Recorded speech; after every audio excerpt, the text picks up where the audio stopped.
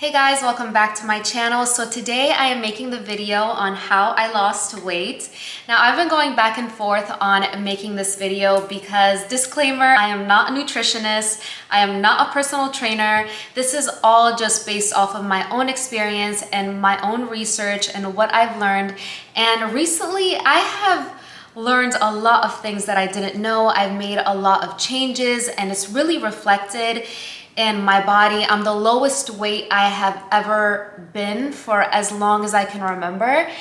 And yeah, it's helped me a lot, so hopefully it can help you. So grab a snack, a healthy snack, some water perhaps, and yeah, let's just get into it. So the first change that I made that I feel like it's made the biggest change is that I eliminated seed oils from what I was eating. Now, what seed oils are oils that turn on your fat storing switch. Common seed oils are canola oil, sunflower oil, rice bran oil. I'll put the list up right here for you guys of all of the oils that are terrible for you. Now, seed oils are in a lot of things and we don't even know it. You guys pause this video and go to your refrigerator, go in your pantry, read the labels. I am telling you, you will find these seed oils everywhere. I realized that the protein shake I was drinking after my workouts that I thought was benefiting me was filled with seed oils, and that's what you have to be careful with. Have you ever wondered why seed oils can make you fat? Seed oils like canola oil, flaxseed oil, soybean oil, sunflower oil, and safflower oil are made of polyunsaturated fats, also called PUFAs. But here's the catch. A recent study found that these types of fats can actually suppress your thyroid function, leading to weight gain even if you're eating fewer calories. In this study, not only did the high PUFA diet promote weight gain, it also caused the excess weight to be retained even when people ate fewer calories. So yeah, you guys, eliminate seed oils from your diet. If you find that you've been working out and you've been eating pretty healthy and you still find it challenging to lose weight, then seed oils might be the culprit. Another change that I made is eat right for my blood type. So food reacts differently in all of our bodies depending on our blood type. For example, blood type O, their stomachs tend to be more acidic, so they're able to break down meat a lot better and a lot faster than somebody that is a blood type A, for example, because blood type A has very low stomach acid.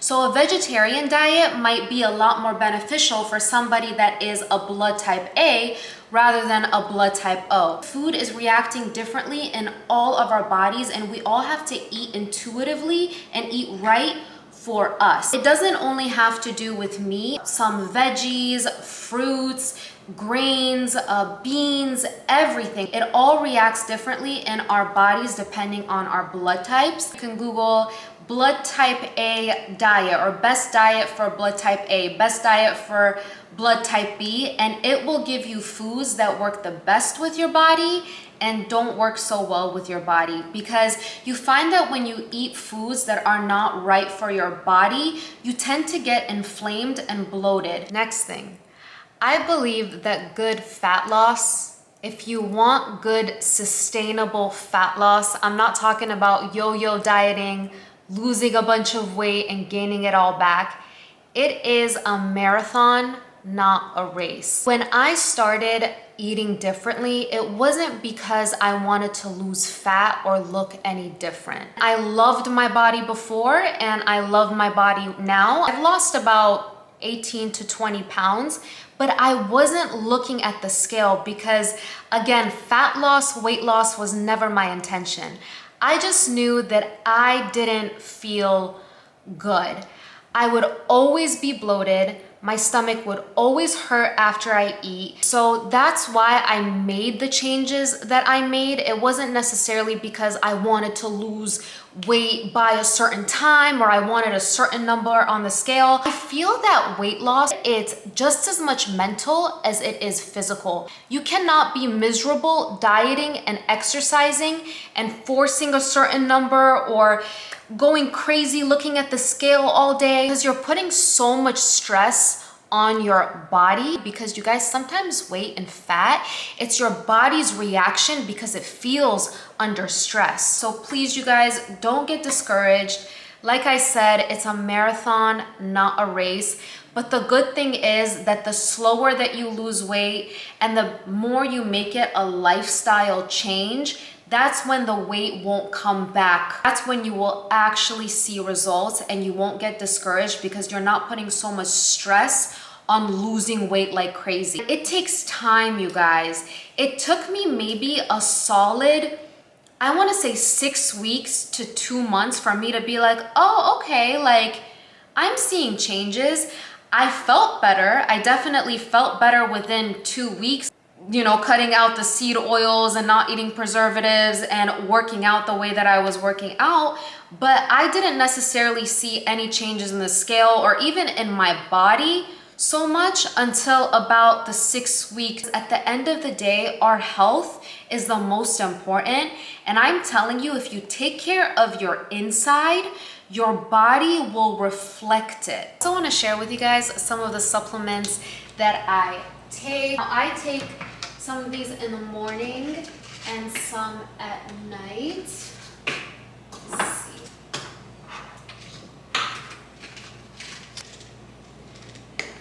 So I take taurine. I take this every single night. It's really great for muscle recovery. I also take iron with vitamin C. This also helps. Take a vitamin B6. I also take vitamin B12. I just ran out. I take a probiotic every day. I get this one from Amazon. I will link all of the supplements that I take in my Amazon link below, but I take a woman's probiotic. Make sure that you're taking a probiotic every day to improve your gut health because that will improve your metabolism. Another thing, make sure you're using the bathroom, if you know what I mean. We have to make sure that the junk is not in your body. Now, normal bowel movements is, I read anywhere between 1 to 3 days is normal, but if you're going longer than 3 days without a bowel movement, we have to fix that. What I find sometimes, especially when I'm traveling, because when I am traveling, I don't buy my own groceries, I'm eating out a lot, so I love to take colon broom. So colon broom really helps with digestion. If you're having trouble using the bathroom, this really helps. It also works as a prebiotic, so it nourishes healthy gut bacteria. It reduces bloating. Also, another thing, I find that a lot of supplements that are used for using the bathroom, they don't taste that good. But this one is bomb. This is a strawberry flavor. This one is my favorite. I know it comes in another flavor, but I love the strawberry, you guys. I drink this for taste too. So colon broom also cleanses the colon and it reduces the absorption of sugar in the body. So it lowers the risk of colon cancer and diabetes. Colon broom also helps clean the intestinal tract, making you more regular than ever, which in turn helps your skin health as well. It also helps lower bad cholesterol. So it's overall just really, really good for your digestive health, for using the bathroom, going number 2, reducing bloating. This is a really, really good supplement to take. If you guys want to try colon broom, make sure you click the link in my description box. They are having their biggest sale yet where you can get 6 months worth of colon broom for up to 65% off. And on top of that, I have a coupon code for you guys. Yasmin10 will get you 10% off your whole order on top of their already existing sales. So it's a really good deal right now if you guys want to try it. A lot of foods that are considered bad are not really bad. White rice, bread, even sugar in moderation is not necessarily bad for you. Just don't overdo it. What is considered bad is the dyes that are in food, all of the processed junk, the seed oils that I talked about. Those are all things that your body cannot break down. Your body can break down white rice. Your body can break down sugar. If you eat sugar and you go run for an hour, you can break that down. But one thing you can't break down is seed oils or all the preservatives or all of the nasty dyes. You guys, dyes are even in chewing gum. I looked at the back of the gum that I was having, and yeah, I stopped. It was filled with dyes. If you just work on your metabolism, if you just heal your gut, I promise you, weight loss, maintaining your weight, all of that is going to be effortless. That's why in the Eastern world, they don't have such a problem with it. It's because their foods are not so heavily processed. They're not using all these seed oils, and they have a lot of activity. For that reason, for them, it's just effortless. And a lot of people that travel overseas always say, I was eating whatever I want and I actually lost weight. Well, that's because you weren't eating all of the junk that they're feeding us here. So as long as you're eating whole foods, that's what I stress you guys. Eat whole, organic foods. Don't have preservatives, dyes, all of these oils, and I promise you, it is not as hard as you think. If you've been eating all of these packaged foods, and you know, I call these the Hocus Pocus packaging, where you think it's healthy, right? I'm talking about the stuff that you find at Whole Foods and Trader Joe's, places like that that are deemed healthy. And don't get me wrong, there's a lot of healthy options there. I shop there myself, but there are some packaging that it looks healthy from the outside, and then you read the back and it's full of just processed junk, full of these oils. So you guys just focus on the ingredients, okay? Don't look at the nutrition facts so hard, because it's gonna start messing with us. Because I know it did for me a while ago. I'm talking back before I ever educated myself. For example, we're taught that fruits have sugar. Stay away from eating fruit. Okay, but then you start looking at an apple has 120 calories, sugar and carbs, but I can eat the same amount of gummy worms for the same amount of calories and carbs and sugar, so why not just eat the gummy worms? Because your body will react differently to these different foods. Just be very, very careful. I feel like that's how I lost my weight, because I started focusing on ingredients. For example, salad dressings. You'll see so many salad dressings that are 30 calories for 2 tablespoons, and you're thinking, oh my gosh, I can have a salad that tastes delicious with this dressing.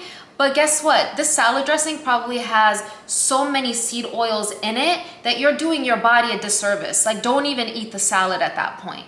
Do you guys get what I'm saying? I don't stress the calories and the carbs anymore, because we're not giant calculators, you guys. That's how our bodies are treated, as giant calculators of calories in versus calories out, and nothing about what's actually in it. And also for me, what works is that in the house, I keep it clean. And then when I go out, that's when I allow myself to eat whatever I want and indulge, because I do like certain foods. I love dessert. I love going out with my friends and family and trying new restaurants and stuff. And that's okay. And I feel that that's what's really helped me since I live alone, is that I don't like to keep snacks or packaged foods or anything like that in the house, because I will end up eating it all myself. For example, if I'm craving ice cream, I will go out and buy a serving of ice cream. I will satiate my craving and go about my day, right? But if I go buy a big tub of ice cream and leave it in the house, I will be the one eating the whole thing eventually, you know? But I don't leave it in my house and eat it every day. Focus on whole foods, you guys. If you're eating whole foods, you will find that you won't have as many cravings, especially if you eat a ton of protein. That's another change that I made that has significantly helped. I have really increased my protein intake. Usually I would have a protein shake after my workouts, some type of protein for dinner, but I wasn't focusing so heavy on eating more protein. And that's one change that I made that has really, really helped all of my cravings. I eat a lot of protein. Okay, now let's talk about working out. You have to make sure that it's good for you and you are happy doing it, and it's challenging, but it's not putting too much stress on your body. When you do workouts that are not right for you, what will happen is that your body will release cortisol. And the bad part about releasing a lot of cortisol in your body is that you get hungrier. So you will start overeating. So I've worked with a trainer before in the past. I used to go to the gym a lot. I used to lift really, really heavy weights, and it did not do my body any good. And I'm not saying this is for everybody, because there are some people that, you know, they lift heavy weights and it reacts really well to their body. I was not one of those people. So you really have to find workouts that are good for you. Some people walk every day and it does their body wonders. Some people, it might not do any changes in their body. So you really have to be intuitive. That is one thing that I really encourage you guys to do, is be very intuitive with yourself. After working out, ask yourself, did this workout make me feel good, or did it put so much stress on my body and now it's spiking up my cortisol? For me, what has really worked is Pilates. I really enjoy it. But for me, that's what's worked. I know for some people, they love yoga. Some people love to walk. Some people love to go to the gym. You really have to be intuitive with this and really ask yourself, is this workout challenging enough, but not crazy where I feel low energy, it's spiking up my cortisol? Make sure that whatever you're doing it with joy. You're happy, because weight loss is mental as much as it is physical. Sustainable weight loss, because we can all do extremes and lose a bunch of weight.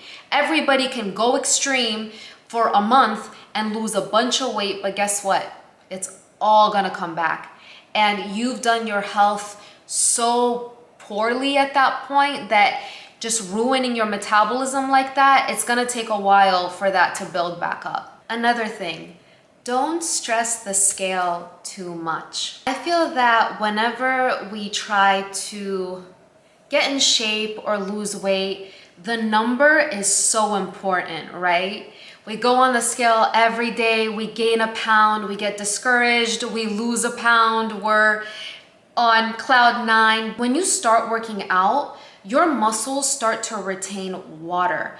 So the scale might not be moving, but that doesn't mean that you're not working or your goals, you're not going to reach your goals. For me, I wasn't even stepping on the scale every single day or every single week for that matter. The way I would do it is when I did want to weigh myself, I'm like, okay, I'm noticing changes in my body. I wonder what weight I am. I would weigh myself for 3 consecutive days and see if the number stays the same. Because you guys, I promise you, if you eat a sodium-filled meal the night before, the scale is gonna go up in the morning. It's inevitable. It's water retention. It's not necessarily fat that you gained. Or if you come home from a workout and you step on the scale, then the number might be higher, because again, it's water retention. Anyways, guys, I hope you enjoyed this video and you found this video helpful. I know that when I learned those certain things and I looked at everything I was eating, I was shocked, because I never thought of myself as unhealthy. I've always been very disciplined. I've always worked out, but yeah, I was shocked. And I'm telling you, once you make those changes, it's just gonna melt off of you. Yeah, so I hope you guys enjoyed this video, and I'll see you guys next time. Bye, loves. Me and my girls done pulled up. You know what we gon' do. I took 2 shots of the liquor. 1 more round just on you. You like that? I'm moving, keep moving. Feel like them boys, them sugar, but I got my eye on you. You know my body calling for you to come and dance upon it, boy.